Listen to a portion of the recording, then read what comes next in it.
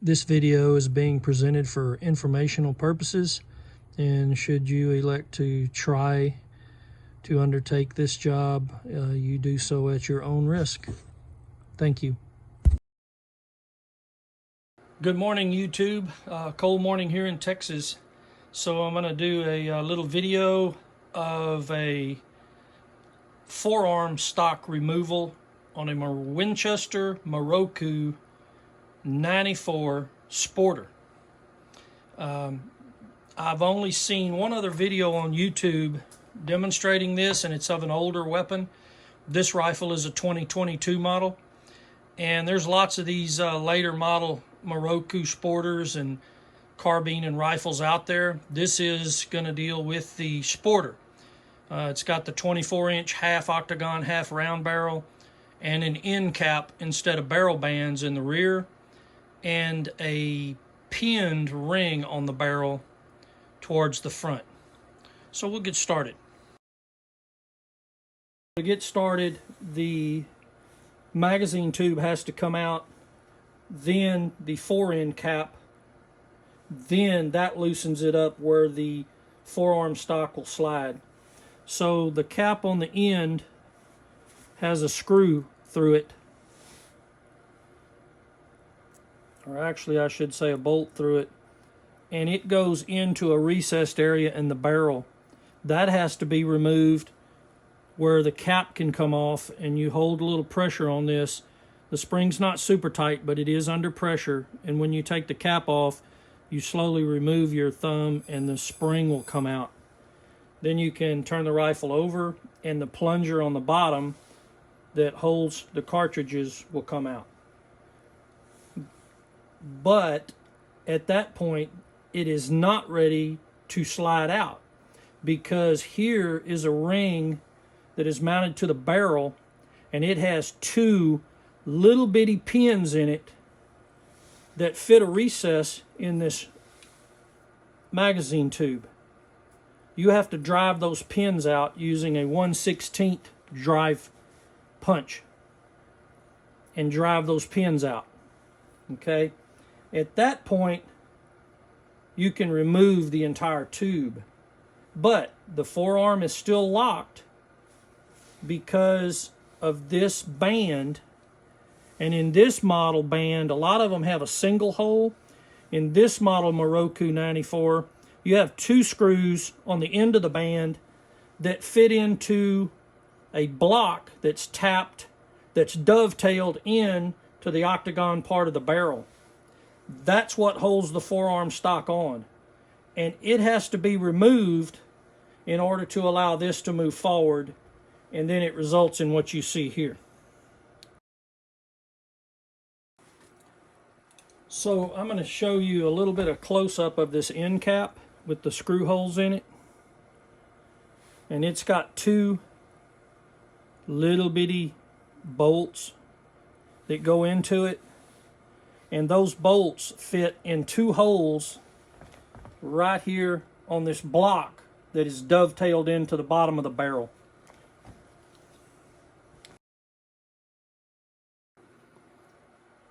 Okay, so one of the things worth mentioning is this bolt that goes on the magazine tube at the end of the barrel, and these two smaller bolts or machine screws, whichever you want to call them, that go into the end cap holes that go into that block on the dovetail of the underneath side of the barrel. Interesting enough, in most times you can just take a good gunsmith screwdriver and pop those off. But in this case, that was not possible, because whoever assembled this weapon used red Loctite on those three machine screws, bolts, and on one of them, actually, it was solid red Loctite up here on the smooth shoulder area of that one. These were very hard to come out, and this is why everywhere you read, Winchester will say this needs to go to a gunsmith. They don't want you screwing your rifle up, messing your rifle up, and that's completely understandable.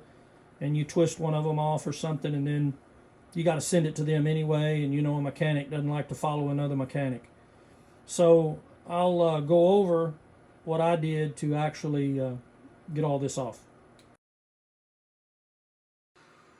So started with the end cap bolt, and it was fairly tight.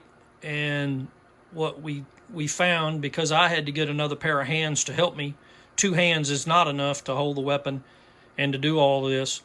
It required a whole lot of torque and some drivers, which the only thing we found that would hold it and not bend the blade, was a Milwaukee bit. And this is a real tiny flathead bit, and it's very hard steel. And I actually took a file to it to make it fit the screws. And then we put that on an extension with a 1/4-inch ratchet. And one of us held the rifle and the other held pressure down on top of the ratchet and started slowly ratcheting with the other hand, while the other one monitored whether the screw was going to, or the head was going to slip off the screw. The other thing that's a must is, how do you break down Loctite red or Loctite in general? And so what we found out, which we kind of knew, but what we found out is we could add a little heat in this instance, because didn't want to spray the CRC brake clean down inside these end cap screws to get off into the wood.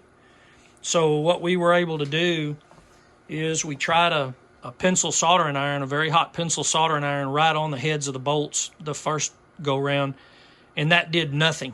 You could not transfer enough heat by holding it, and we even held the rifle upside down where the heat would rise, but you can't transfer enough heat to the heads of those bolts and they would immediately cool. So what we were able to do is use a heat gun, electrician's heat gun, and in this case it wasn't big because you're just dealing with metal on the magazine tube and the barrel, and we had a temp gun, we were monitoring the temperatures and we didn't get real hot. But on the stock itself, we wrapped the stock with a towel, or in this case a silicone gun sock, where it would just cover the wood and leave the metal exposed, and we held the gun at this angle where we were shooting away from the wood, and the wood never got even warm, but the barrel area did get warm, and the screws got warm, and we finally had success using the heat. And I will say that we got somewhere in the neighborhood of 135 degrees to 100 and maybe 150 degrees before these screws would yield. And then when we pulled them out, we could actually witness the red Loctite still on the shoulder, and when we touched it with our fingers, it just crumpled. So here's a little bit closer view of the little divot in the barrel where the magazine machine screw goes through the cap and holds the top of the spring in. And then here, you can just barely see those 2 holes where those 2 little pins go in, and they go through that divoted area of the magazine to hold it in place. And then as we slide down, here's a better close-up view of the dovetail, but it's kind of dark and you can't really see the screw holes on this surface and on that surface that hold the end cap screws in and holds the end cap tight against the forearm stock and into the receiver. So until you get that off, nothing will slide. And the magazine tube has to come off in order to give you clearance to get the end cap and forearm off. So I think that got it. And now I'm take some brake clean and clean all these screws up and these holes in the mounting bracket and this cap screw to get all of the threads clean of that wretched Loctite. Thanks for watching, YouTube.